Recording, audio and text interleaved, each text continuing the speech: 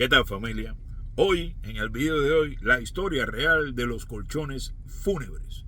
Era así una vez, en el municipio de Santo Domingo, provincia de Villa Clara, antigua provincia de Las Villas, en Cuba, había un hombre llamado Diosdado, que todavía existe. Es mi papá, gracias a Dios. Papi trabajaba en su trabajo con el Estado, con el gobierno, de 8 de la mañana a 4 de la tarde o hasta las 5, en la empresa mixta de servicios. Pero también papi tenía un permiso extra, lo que dicen en Cuba una patente, que le permitía confeccionar y arreglar colchones. Colchones, la gente, no a escala industrial, no teníamos una fábrica como aquí, ni nada por eso, ni nada por el estilo, no teníamos una marca, ¿no? Hernández Colchones o Machos, nada por el estilo.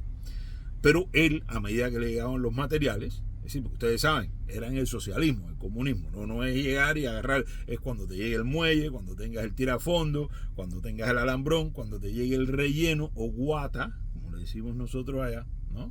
El algodón ese que se pone, el forro, la tela y todo eso. Entonces ahí es cuando tú puedes hacer el colchón. Entonces la gente le decía, oh Dios, vamos a hacer el colchón. Otra cosa que él hacía era como decirle, arreglar el colchón. O sea, había una sección del colchón que se oxidaba, que se partía un muelle o un tirafondo, que se salía, ¿no?, del colchón y a la gente le pinchaba. Y entonces la gente llamaba a papi llegaba y desarmaba el colchón, buscaba la parte afectada y reemplazaba los muelles oxidados o vencidos, como le decíamos nosotros, por muelles nuevos. Y después, bueno, ahí más o menos balanceaba todo con el relleno, le echaba un poquito más de relleno por aquí o por allá, y la gente, por supuesto, en dependencia de su presupuesto, algunos solamente podían pagar por un arreglo, otros pedían un colchón nuevo, ¿no? Y yo nunca fui muy bueno en eso, es decir, yo sabía hacerlo, pero ya eso los dije, yo padezco de déficit de atención.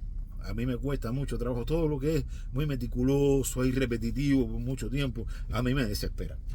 Entonces, el colchón, para el que no lo sabe, cuenta de varias partes, ¿no? Está la parrilla, como lo decimos nosotros, que no es para cocinar ni nada, se le dice la parrilla, ¿por qué? Porque es todo metálico, es de acero. Entonces están todos los muelles, están los tirafonditos. Entonces cuando yo empezaba a poner aquel tirafondo, y yo iba allá como por 20 vueltas, yo veía que el tirafondo iba por 2 muelles nada más, ya yo quería ya que el tirafondo llegara al otro lado, ya, ¿me entiendes? Entonces para mí aquello era un siglo, las 2 horas esas que papi se pasaba arreglando, haciendo un colchón. Yo no podía, a mí me desesperaba aquello. Pero bueno, yo lo hacía. Las pocas veces que lo hice, mi hermano Pepe era mucho mejor que yo en eso, paciencia. Y después, bueno, cuando papi dejó de hacer colchones, Pepe fue el que tomó el negocio, ¿no? Tanto en Santo Domingo como en Cárdenas. Pero volviendo al tema del colchón, el colchón lleva la parrilla, como les decía, que es el muelle, el tirafondo, el alambrón que lo delimita. Después hay que ponerle unos sacos encima de la parrilla. ¿Para qué? Para que el relleno, el algodón o guata, no se meta dentro del colchón. Entonces eso lo aguanta, crea una capa ahí que evita que se filtre. Y entonces, bueno, está incómodo, tú puedes sentir los muelles. Entonces después de eso viene el forro, ¿no?, que es la cubierta. Y después tú le das las puntadas. Las puntadas es para evitar que el relleno, algodón o guata se desplace mucho hacia un lado o hacia el otro. Es decir, mantiene todo parejo ahí donde está. ¿Ya entienden ya cómo es la cosa? Bueno. Entonces, ¿qué pasa? Nosotros dependíamos de un proveedor de La Habana. Una gente que venía de La Habana en una camionetica, que era el que nos traía la tela.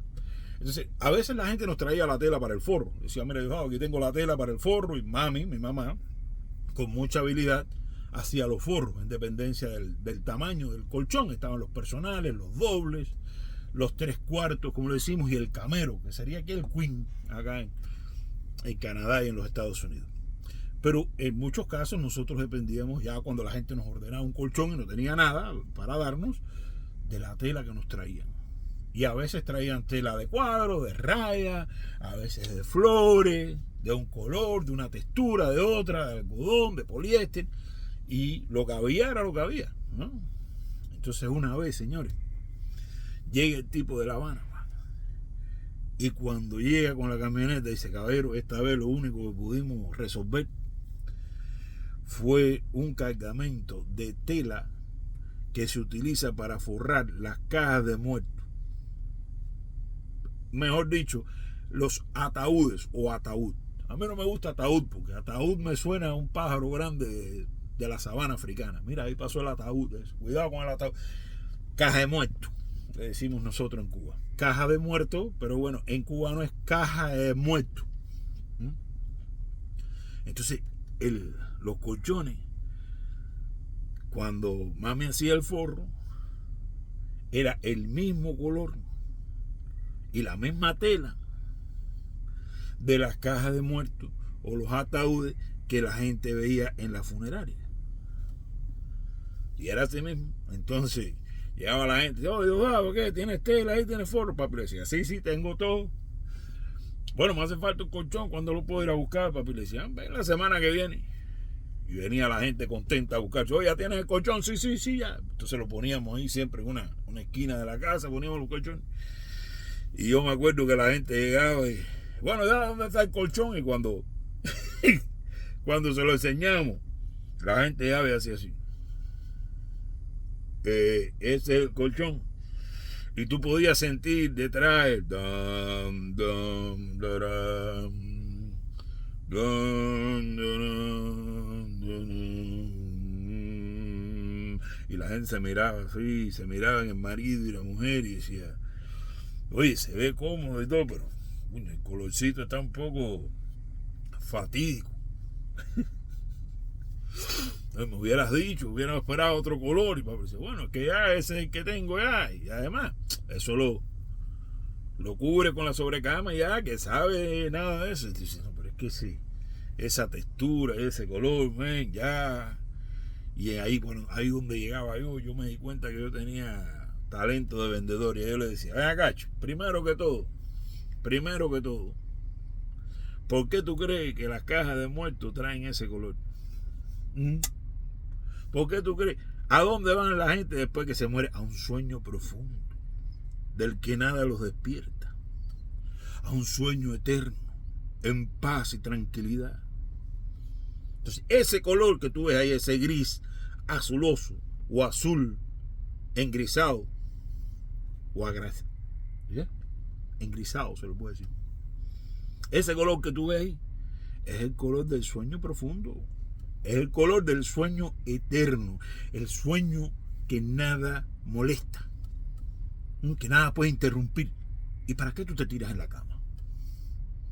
Bueno, hay otras funciones que se hacen en la cama, pero la primordial es dormir. ¿Tú quieres el colchón para dormir?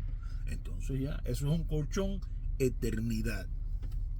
Marca sueño profundo. Deep sleep se llamaría aquí. Ya, deep sleep mattresses. Una buena marca, fíjense ustedes. Eternity, ¿no? Colchón Eternity. La gente miraba así, y miraban por un lado y miraban para el otro y decía, ¿qué? Nos vemos. Ok, me lo llevo. Pero tú veías así que la gente se lo llevaba como que convencido y decía, mira para chico, me apareció con lo del Eternity, el sueño profundo, y me acaba de vender el colchón forrado con tela de caja de muertos, de ataúd de funeraria. Mira eso, te vende, y eso que es testiguito de Jehová. Imagínate tú si no fuera testigo de Jehová, ¿qué no te vende? Y así, señores, así vendimos una gran cantidad, creo que por 2 o 3 meses, aquellos colchones Eternity, sueño profundo, hasta que se nos acabó ese cargamento y vino el tipo de La Habana con un cargamento de saco de harina de pan, que tenían unos puños rojos así, que decían hecho en la URSS, la Unión Soviética, CCCP. Y entonces ahí los colchones pasaron de ser deep sleep a, no sé, la masa sabrosa o la panadería rica o el trigo, yo no sé, pero igual, porque ese era otro de los forros que más nos llegaban, unos cargamentos, los sacos aquellos de harina blanca, eso lo sacaban, lo estiraban, lo cosían, lo empataban y quedaban aquellos colchones blanquitos de lo más lindo. Lo único que te quedaba el cuñito ahí para que. Y bueno, a ver, esa es la historia de los colchones fúnebres.